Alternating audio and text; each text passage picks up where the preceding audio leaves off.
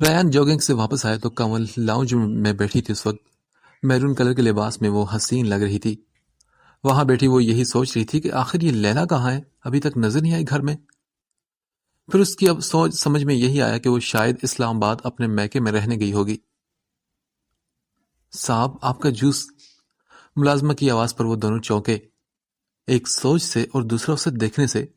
کمل اپنا دوپٹہ درست کرنے لگی جبکہ ریان جوس ملازمہ کے ہاتھ سے لیتا ہوا اس کے مقابل صوفے پر بیٹھ گیا۔ تم نے ماسٹرز کرنا چھوڑ دیا یا آگے ایڈمیشن لینا ہے؟ اس نے یاد آنے پر کنول سے پوچھا تو وہ بولی، میں کر رہی ہوں ڈگری وغیرہ، اسلام آباد سے ہی ملیں گے۔ وہ ایک نظر اسے دیکھتے ہوئے ناخنوں سے کھیل کر بولی، تم اسلام آباد گئی تھی؟ وہ ورطہ حیرت میں ڈوبا کیونکہ اس نے اس کی خاص نگرانی رکھوائی ہوئی تھی۔ نہیں میں نہیں، بلکہ مینا اور سارم بھائی گئے تھے۔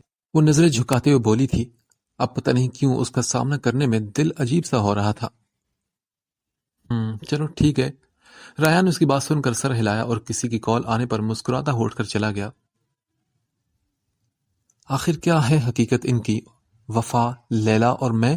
کنول نے یہ سوچتے ہوئے اپنا سر ہاتھوں پر گرا لیا اور تبھی کوریڈور سے ہنسنے کی آواز آئی تھی۔ زندگی میں پہلی مرتبہ وہ ریان کی ہنسی سن رہی تھی۔ ہادی اس وقت ریان سے بات کر رہا تھا۔ اسے پتا تھا کہ کچھ دن تک ریان کو جو سچائی معلوم ہو جائے گی تو پھر وہ اس سے کبھی بھی بات نہیں کرے گا۔ یار آ جاؤ کراچی، میں فی الحال مصروف ہوں، ورنہ تمہارے حکم کے آگے میں ایک لفظ بھی نہ کہتا اور اسلام آباد میں ہوتا۔ جلدی آنا یار، مس یو سو مچ۔ وہ ہنس کر کہہ رہا تھا۔ اب کیسے ہنس ہنس کر لیلا سے بات کریں؟ شادی سے پہلے تو ناچ رہے تھے، کیسے مظلوم بنے ہوتے؟ ڈیش کہیں کے۔ اس نے جان بوجھ کر پلیٹیں گرائی تھی۔ ریان اس کی طرف مڑا، پلٹ کر دیکھا تو کمل کا چہرہ دیکھ کر اسے سب سمجھ آ گیا۔ ویسے ہادی کہنا تو نہیں چاہیے مگر جلنے سے لوگ کالے ہو جاتے ہیں۔ وہ بظاہر تو فون پر لگا تھا مگر سنا اس سے رہا تھا۔ کمل نے غصے سے دانت پیسے چند لمحوں بعد وہ اس کی طرف آیا۔ آفس جانے میں کم وقت بچا ہے، سو جلدی سے تیار ہو جاؤ۔ ریان نے اسے حکم دیا تو کمل نے غصے بھری نظر اس پر ڈالی اور چلی گئی۔ ریان کی مسکراتی نظروں نے اس کا پیچھا کیا۔ گاڑی میں دونوں کے درمیان مکمل خاموشی رہی۔ آفس میں وہ پہنچی تو اندلیب نے پھر پھولوں کا بکے دیا۔ آج پھر اسے ستانے کو ریان اپنے کمرے میں بلا لیا تھا۔ بات سنو ریان۔ اندلیب ریان کے پاس آئی تو وہ بولا، ہاں بتاؤ کیا مسئلہ ہے؟ کتنے بدتمیز اور روڈ ہو تم ریان۔ اندلیب نے دانت پیس کر کہا تو ریان ہنسنے لگا۔ اچھا سوری نا، بولو۔ ریان تم نے کنول کو کام پر رکھا، میری وجہ سے تھا، تو پھر سارا کام مجھے کرنا پڑتا ہے، یہ سراسر نا انصافی ہے۔ اندلیب نے دہائی دی تو ریان کا فلک شگاف کہہ کے اب بلند ہوا۔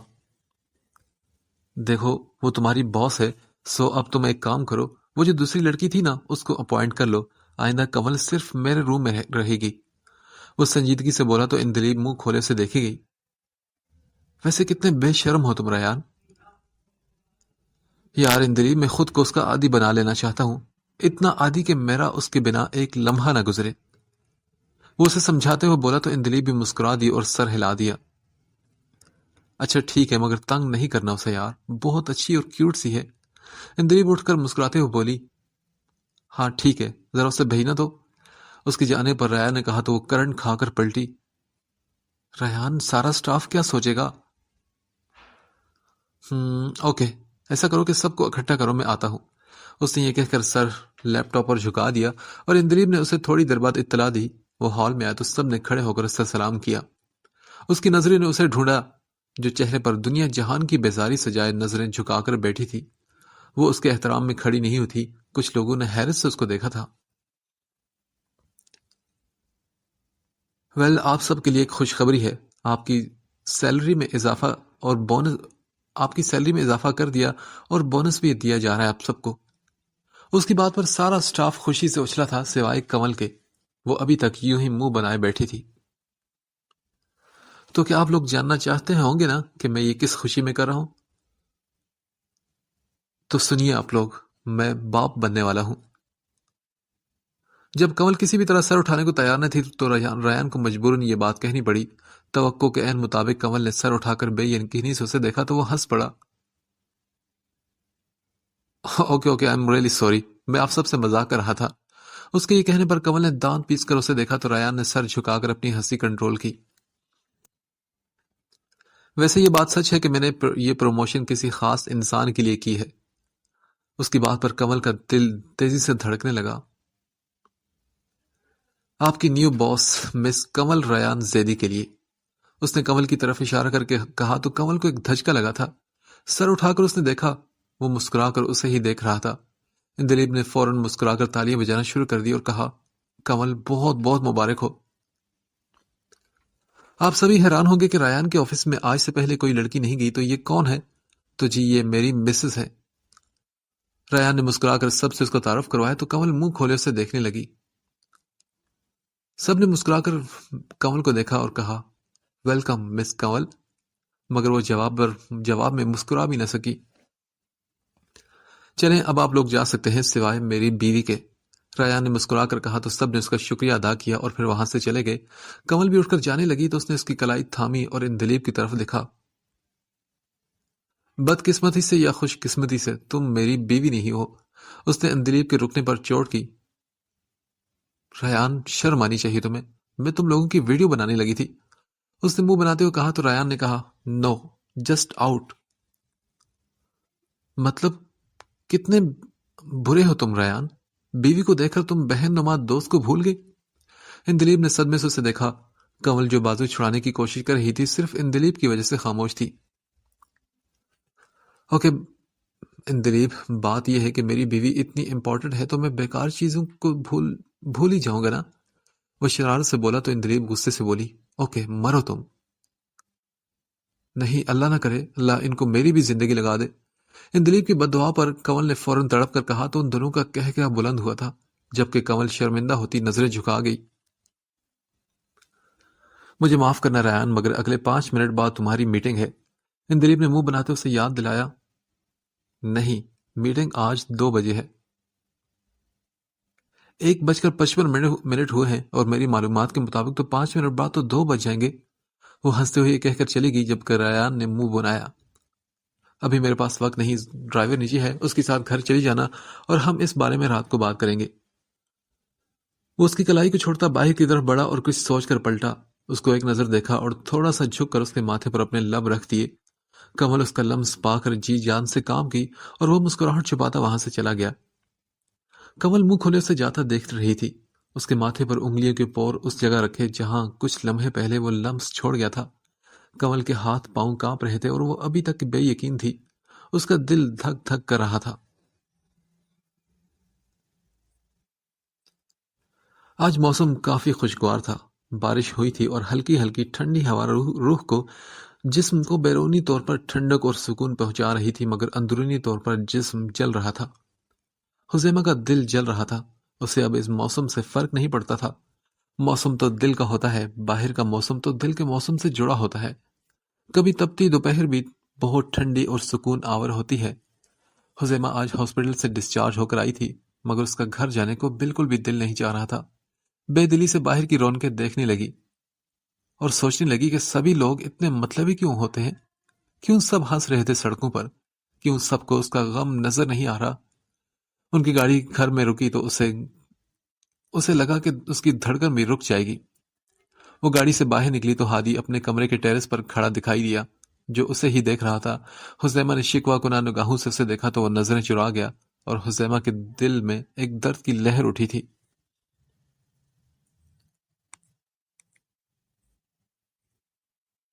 کنول میں ریان کی آج کی حرکت کی وجہ سے اس کا سامنا کرنے کی بھی ہمت نہیں تھی۔ اس کی گاڑی کی آواز سن کر وہ اپنے کمرے کی طرف جانے لگی تو دوپٹہ ٹیبل کے کونے کے ساتھ اٹکا۔ اپنا دوپٹہ نکالنے میں اس کے چند لمحے صرف ہو گئے۔ گیسٹ روم بیرونی دروازے کی طرف تھا، وہ بھاگی تھی جب اندر آتے ریان نے اسے دیکھ لیا۔ یہ کہاں بھاگی جا رہی ہو تم چوروں کی طرح؟ ریان کی آواز پر وہ چونک کر رکی تھی اور اپنے لب دانتوں تلے دبا لیے تھے۔ کنول بہادر بنو، یہ کچھ بھی نہیں کہے گا، اس نے خود کو موٹیویٹ کیا تھا۔ اب تم پلٹو گی یا میں کوئی دوسرا یا تیسرا حربہ آزماؤں؟ وہ شرارتی انداز میں مسکراہٹ دانتوں تلے دبا کر بولا۔ کنول کو دل کی دھک دھک کانوں میں سنائی دے رہی تھی۔ کیا میں پوچھ سکتی ہوں کہ آج آپ کی مجھ پر اس مہربانی کی وجہ کیا تھی؟ وہ پلٹ کر اپنے لہجے کو ذرا سخت بناتے ہوئے بولی۔ اس نے آج سٹاف کے سامنے جو کچھ کہا اس کے بارے میں پوچھا تھا۔ ہاں، وجہ تو خاص تھی، کیونکہ مجھے تم پر پیار آ گیا تھا۔ وہ انتہائی ڈھٹائی سے کہتا اسے شرمندہ کر گیا تو وہ بلش ہوئی۔ میرا مطلب کہ آپ نے جو کچھ اسٹاف کے سامنے کہا، کنول نے لرزتی آواز میں کہا۔ اس کے چہرے پر کوسے قزح کے رنگ ریان کو بھلے لگ رہے تھے، آج وہ اسے اپنی اپنی سی لگی تھی۔ ہاں تو میں بھی اسی کا تو بتا رہا ہوں، تم کیا سمجھی؟ وہ انجان بنتا ہوا پوچھنے لگا تو کنول نے سٹ پٹا کر اسے دیکھا اور پھر چاہ کر بھی کچھ کہہ نہ پائی۔ اچھا چھوڑو، تم نے یہ نہیں پوچھا کہ میں نے تمہاری اجازت کے بغیر تمہیں… وہ کچھ بول رہا تھا جبھی کنول نے اسے ٹوکا اور کہا، سوری ریان سر، مجھے نیند آئی ہے۔ وہ یہ کہہ کر تقریباً بھاگتی وہاں سے چلی گئی تو ریان کو اس کی جلد بازی پر ہنسی آئی۔ میں 5 منٹ بعد آ کر دیکھوں گا، اگر تم جاگ رہی ہوئی تو اچھا نہیں ہوگا۔ اس کی پشت کو گھورتے ہوئے اسے وارننگ دینے لگا تھا۔ ریان ڈنر کے بعد کنول کو تنگ کرنے کا ارادہ ملتوی کر کے کمرے میں گیا تو وفا کی تصویروں نے اس کا دھیان اپنی جانب کھینچا۔ مجھے دل سے مسکراتے ہوئے اس کی تصویروں کے سامنے آیا۔ چند لمحے اس کی تصویروں کو دیکھتا رہا۔ سچ تو یہ تھا کہ اسے کبھی بھول بھی نہیں سکتا تھا۔ اس کے سر میں درد کی لہر اٹھی۔ اپنے سر کو چند لمحے دبانے کے بعد اس نے اندلیپ کو کال ملائی۔ سنو یار، کل کوئی میٹنگ ہے کیا؟ گہری سانس لیتے ہوئے اپنے کنپٹیاں سہلاتے ہوئے ریان نے اس سے پوچھا تو وہ بولی، ریان تمہارا دماغ کہاں رہنے لگا ہے آج کل؟ بتایا تو تھا نا کہ کل ہے میٹنگ۔ اس نے چائے کپ میں ڈالتے ہوئے دانت پیس کر کہا، اوہ سوری یار، دراصل میرے سر میں ہلکا ہلکا سر درد ہے تو اسی لیے یاد نہیں رہا۔ اس نے لب بیچے اور بیڈ پر ٹیک لگا لی۔ اوہ ہو، تو تم میڈیسن لیتے نا؟ نہیں، میڈیسن سے ٹھیک نہیں ہوگا کیونکہ یہ مائیگرین کا پین ہے، خود ہی آرام آ جائے گا۔ بلوٹوتھ کنیکٹ کر کے موبائل اس نے سائڈ پر رکھا اور دونوں ہاتھوں کو آپس میں جکڑ کر سر کو دبانے لگا۔ ہاں تو کوئی بام وغیرہ لگاتے، یہ تو پرانا درد ہے۔ ہاں اندلیپ، پرانے درد تمہیں پتہ ہے نا کہ بھولنے میں تھوڑا وقت تو لگتا ہے۔ وہ ہلکا سا مسکرایا تو اندلیپ نے کہا، ہاں یہ بات تو ہے۔ اچھا سنو، آج کوئی کام تھا تمہیں مجھ سے؟ کیا کام تھا؟ وہ کچھ یاد آنے پر پوچھنے لگی تو ریان ناسمجھی سے بولا، کب کی بات کر رہی ہو تم؟ وہی یار، میٹنگ کے بعد تم نے کہا تھا کہ کچھ بتانا ہے مگر پھر مینیجر آ گیا تھا۔ اچھا وہ، ہاں یار کل بتاؤں گا، دراصل ابھی سر درد حدوں کو چھو رہا ہے تو سی یو بائے۔ اسے یہ کہہ کر کال کٹ کر دی۔ مائیگرین کا درد اس کو دوہرا کر دیتا تھا اور اب بھی اپنا سر کشن میں دبائے وہ سونے کی ناکام کوشش کر رہا تھا۔ وفا، تمہارے مجرموں کو میں سزائے موت دلوا کر رہوں گا۔ نیند میں ڈوبتے ہوئے اس نے آخری لمحوں میں یہ گہری سانس لے کر عہد کیا تھا۔ مدت کچن میں جب آئی تو ہادی بھی اس کے پیچھے چلا آیا اور اسے پکارا، آپی میری بات سنیں۔ جواب میں وہ خاموش رہی تو کیونکہ ہادی نے اس کا دل توڑا تھا، اس کا مان توڑا تھا اور اپنا گھر توڑا تھا۔ آپی میری بات سنیں، ابھی صرف 2 طلاقیں ہوئی ہیں۔ اس نے مدت کو دیکھ کر کہا تو وہ بولی، اوپر ہے وہ حزیمہ، دے دو جا کر تیسری بھی۔ وہ تیز آواز میں بولی تو ہادی کے دل میں پھانس سی چبھی۔ اس نے اپنے خشک حلق کو پانی ڈال کر تر کیا۔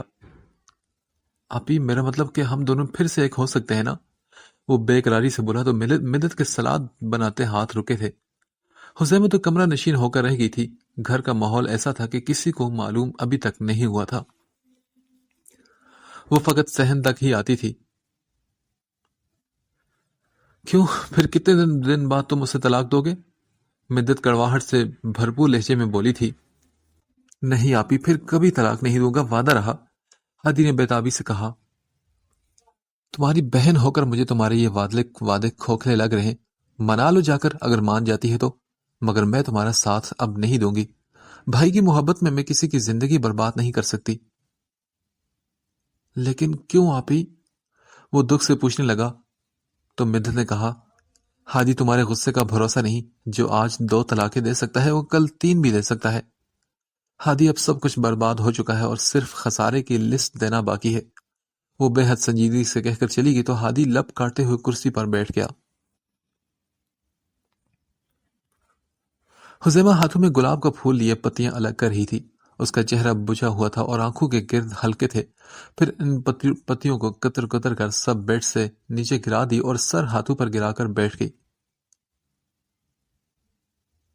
ایک وقت ایسا تھا کہ وہ اس کا ہاتھ پکڑ کر محبت سے کہہ رہا تھا کہ ہمیں دنیا کی کوئی طاقت جدا نہیں کر سکتی۔ لیکن ہادی، لوگ تھوڑی نہ جدا کرتے ہیں، جدا تو ہم خود ہوتے ہیں، لوگ تو بس کوشش کرتے ہیں۔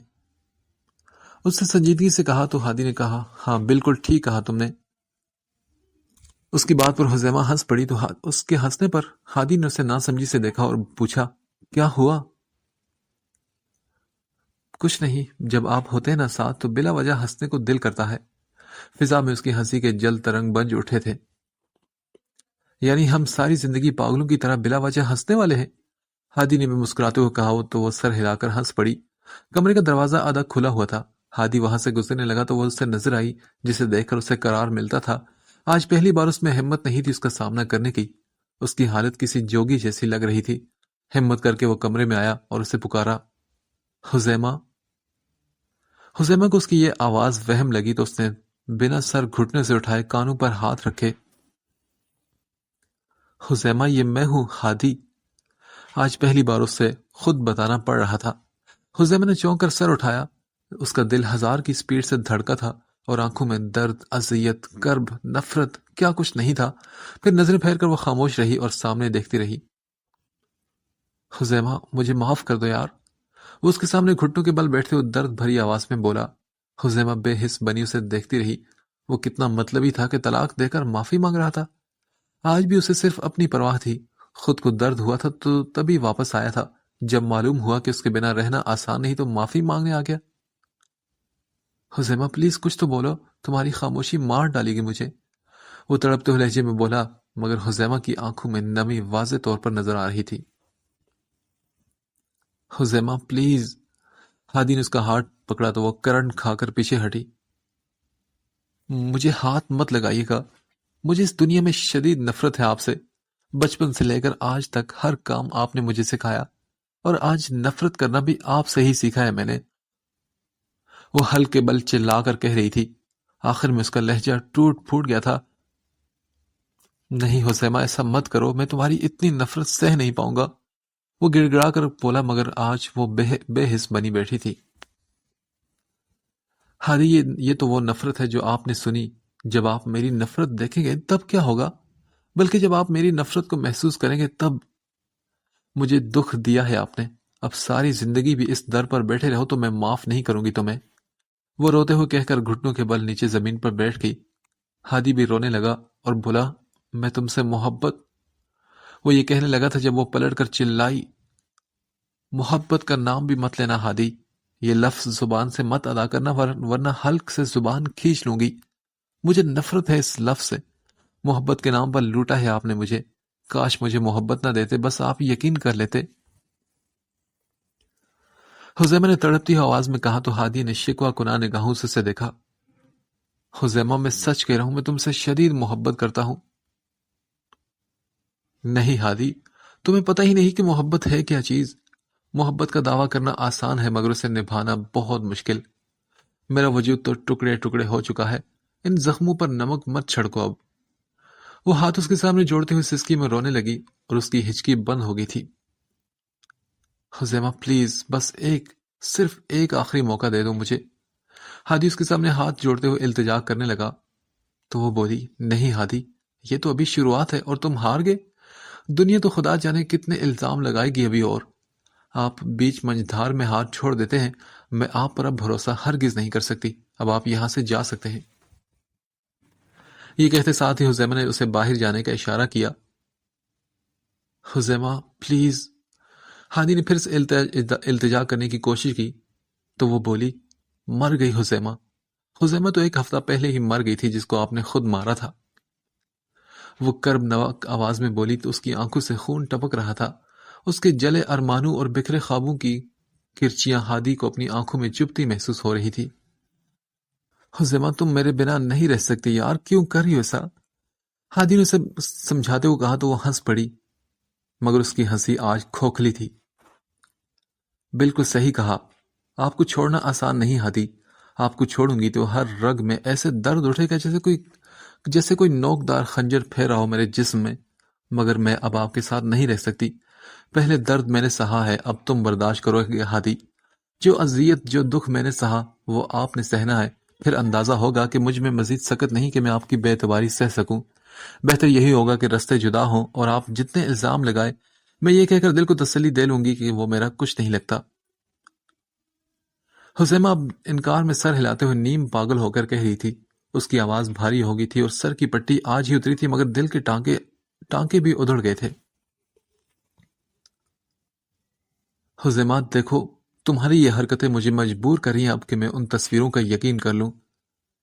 ہادی نے تلخی سے دیکھتے ہوئے اسے کہا تو حسیمہ نے سر اٹھا کر اذیت بھرے انداز میں اسے دیکھا۔ وہ تصویریں میرے لیے سچی ہیں ہادی، اس نے دکھ سے کہا۔ تو ہادی نے پوچھا، کیا مطلب؟ میں سمجھا نہیں۔ ابھی تو تم محبت کا دعویٰ کر رہے تھے ہادی، اور پھر ابھی سے یقین کی عمارت گرنے لگی۔